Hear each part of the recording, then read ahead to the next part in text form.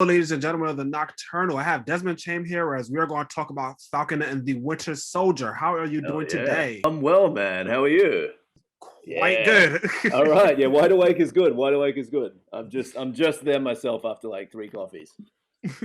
Now, let's first talk about the filming process because a lot of the back half was also filmed during COVID. What Mhm. protocols came in the way when you all finished the last back half of the episodes, and what were some of the challenges that you had to endure? Look, I can't comment on the specifics of it, but Marvel, they pretty much smooth sail everything. Like they had a hand. There was in terms of stuff that restricted us or stuff that would have made our jobs difficult, we didn't feel it so much. They really managed to have everything comfortable for us, enough space for us to do our jobs. Which sometimes as an actor you need the space to kind of like do the work. They provided it even under challenge. So really, really can't fault them at all for their handling of it there. Second question for you. After all of you filmed a lot of the episodes, and I'm loving the series so far, I must say too. I'm glad. Did you got a chance to speak with Anthony or Sebastian Stan about certain scenes that you all did or the process of making them? I did. We didn't get a chance to. We didn't really talk about the scenes so much, but we were all holed up there in Prague for a while. We're down at the bars having a couple of beers. They're just good. They're just good people to talk to. Stories. They've got a wealth of experience. The amount of tips that I got from Mackie is, it's. Those moments in your career where a kind of like it's not a turning point, but it's like, oh, that is a thing that I had not considered at all. Yes. And I'm glad that someone pointed it out to me as it's coming. Like there was a lot of those moments that sort of occurred, especially with Mackie, and that was really kind of nice to just have someone. And he didn't. It wasn't like hey, let me take you aside and give you some wisdom. It was just it's just like chatting. They made a really easy atmosphere on set. It really, as big budget and huge, and I've hinted at like how smooth the massive production went already. It never felt there was a feel on it that did feel like the communal air of a lot of those independent projects that I worked on. Like there's no like walls up between anyone on set, and that was really, really lovely. You also play as Dovich, and part of the Marvel comics also has not only him but super soldiers as well. How much of the source material did you have to read before you prepared for this role? We didn't get we got hints, as far as a lot of stuff was very, very kept under wraps, as far as the extent of things. There were little hints in the names of what the casting roles were, which were code names, but you could sort of pick up like a little of what they were putting down. And then we did also know, I think, that well, spoilers for anyone who hasn't watched. It's in episode one, but we're strong, you know. Plus, there's the whole precedent of dudes being cast in Marvel, and then suddenly, about 2 months later, they're just jacked. So I was like, I'm gonna play the odd. I'm gonna play the odds here and get ready in that way as well. Yeah. Speaking of Jack, that all of you had, you or everyone else had to go through intense training to prepare for those highly dangerous stunts. Yeah, well, look, they weren't highly dangerous. Benefit of the stunt team, who Dave McCumber, and all his people who prepared and rehearsed. They're so like their previs. Oh my god, it's so detailed and so very much like the skeletons of the movie. They have shots and everything set up. They know exactly where the cameras are going to be. They know exactly where all points of danger are going to be. It was super, super safe. And that was part of the training is they brought us all in. We're all at different levels as far as training goes. Most of the stuff I've done before has had a lot of fight things, so I'm relatively solid in that area. But we had people coming in who hadn't before, engaged with the stunt world at all. So it was sort of like a general course, and then they started getting more specialized with, okay, well, here's your specific things in these specific fights. In case they need close-ups on these moments, we need to run you through all the beats. Which is what it's so fun, man. It's so much fun. You just go to this like gym and there's like padded floors everywhere, and it's just this. You can just tumble on the surfaces and not hurt yourself. It's great. It is so much fun. It's so much fun. Who did you first tell when you got the role? Because being cast on a Marvel Cinematic film or TV show now, since it's on Disney Yeah. Plus, is a huge deal to whoever gets it. So, who did you tell first when you got it?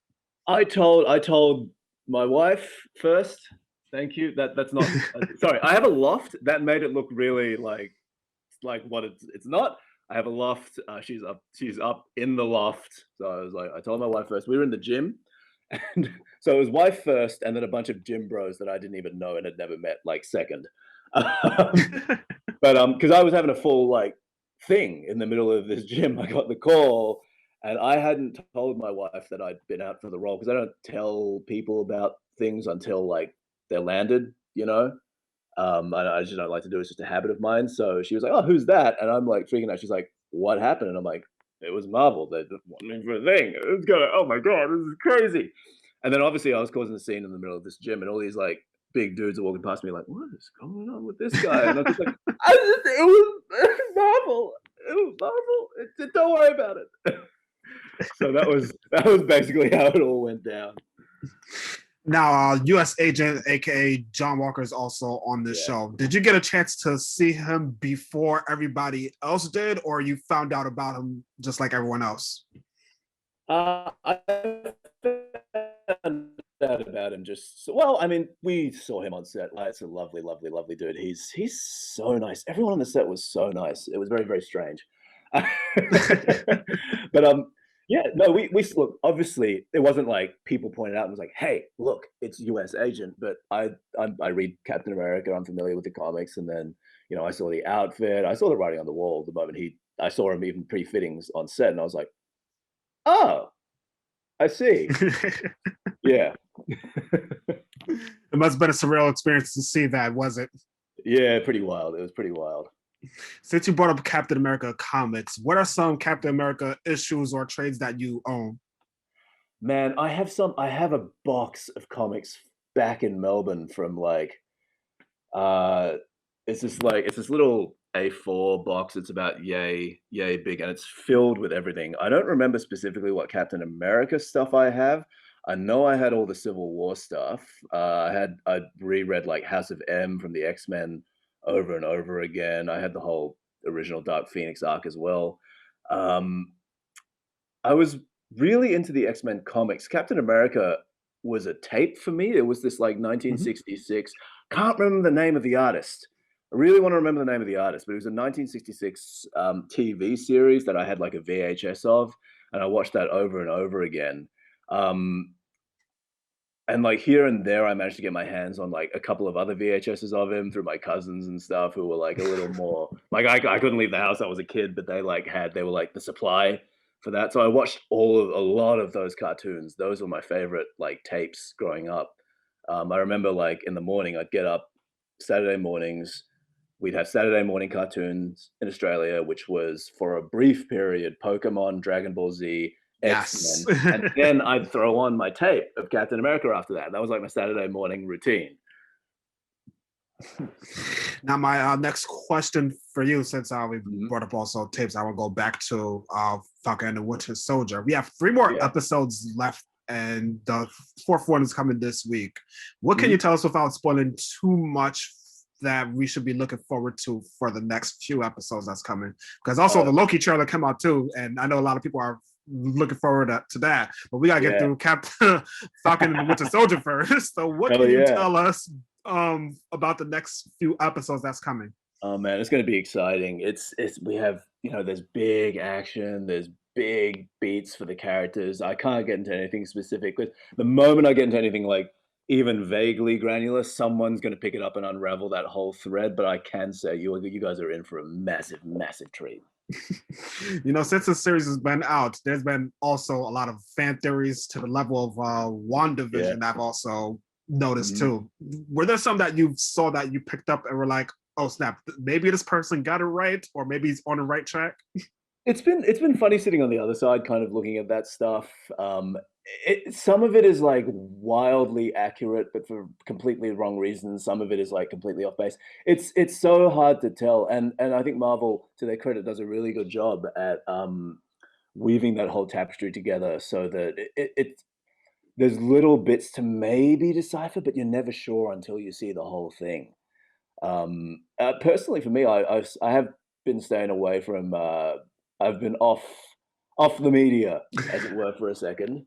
So I'm not familiar with like the specific fan theories that are floating around, but from what I previously very much engaged with the fan base. So back before Endgame and all that stuff, I was in the trenches, like being like, "Whoa, what did that mean? Though that's intentional." Um, so I get it. I totally get it. And then when it comes out, the thing is, when it comes out and you're wrong, it doesn't matter if you're wrong or you're right on the fan theory. For me, it was all just win-win. It was like, oh, I was completely wrong, but this is still awesome. And my final question for you, you as a fan, would you have wanted to see Sam with the cap shield, since that actually does happen in the comic? Oh, that is something I cannot comment on. I mean, I have a personal preference, obviously, for who I think we should end up with the shield. I think Marvel will do a great job with that. But that again is not. Oh, it's another one of those threads that if at the moment I say anything, it's just going to be like it is going to spoil it for like many people around the world. So I don't want to do that. I don't want to take that away from people. But I know I can see people chomping at the bit already to know something about the legacy of that, and I think that's going to be a really cool journey to follow in the next few. Also wanted to add that since you have a long resume, credits to your name when it comes to acting, what are some projects that you could tell everyone right now that you're looking forward to in the future, either named or not named? Ooh, there's one coming out that's sort of a first in the format for me. I can't say too much about it, except for that little phrase. I'll let that one sit there. Some other stuff that we have coming, like, I mean, I personally obviously would like to work in more genre stuff. I love genre. I'm a geek, man. So dude, bring me the space cowboys, bring me the robot ninjas. I'm all over it. That would be some stuff that I'd love to do. And stuff that is getting made now. So to Hollywood's credit, they're starting to branch out on their diverse casting on those particular roles. So that is really cool and really exciting to see. I think there's going to be a lot more for people of color coming in the future. Those roles that we grew up watching on TV and sort of in our formative years made us these geeks. Those roles are now being opened to us, and I think that's really cool and something to look forward to. Thank you so much for your time today. I'm happy to speak with you today about Falcon and the Winter Soldier. Absolutely, man. Anytime. I'm looking forward to the rest of these episodes that's coming up this week and the next 2 weeks or so. Hell yeah, man. I'm excited. I'm so excited for you guys. It's going to be fun. And no theories today. We can't bring out the fish hook. Oh, I'm sorry. Not today, everyone. I have like an outside facing window. There's definitely a team that's just going to helicopter down and take me out the moment. Oh boy. So I gotta. Yeah, we gotta watch out for the helicopters now. In fact, I might have one coming right by me, but I'm happy to speak with you today. Yeah, I can hear it there's some noises in the background. It sounds like a chopper, man. Like you be careful. Yeah, thank you, brother. I appreciate it. I gotta go out there and watch it now. Thank you so much for your time. All right, thank you so much, man. I really appreciate it.